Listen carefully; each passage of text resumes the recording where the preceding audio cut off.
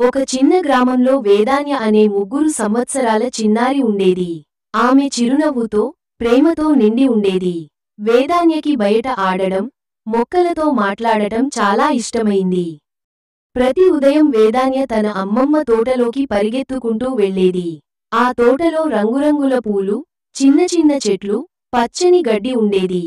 వేదాన్యకి ఆ మొక్కలంతా స్నేహితులుగా అనిపించేవారు. మరియు కొన్నిసార్లు గాలి మృదువుగా ఊపిరి పోస్తే అవి మాట్లాడుతున్నట్టు అనిపించేది.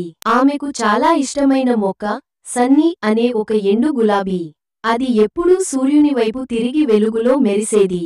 ఒక రోజు వేదాన్య తన నీళ్ల బుట్టతో ఆడుతుండగా క్యారెట్ మొక్కల దగ్గర ఒక చిన్న శబ్దం వినిపించింది.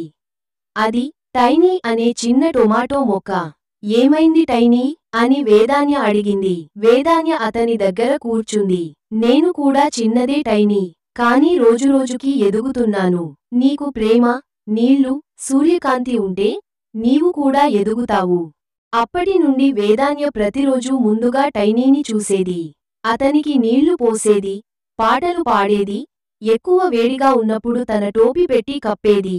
కొన్ని రోజులకు టైనీ చిట్టచివరకు బలంగా పెరిగాడు.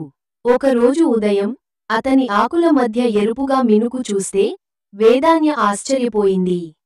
ఓహ్, టొమాటో, నీ మొదటి పండు. టైనీ నువ్వు విజేతవు అని చెప్పింది వేదాన్య. అంతేకాదు, తోట మొత్తం మరింత ఆనందంగా మారింది.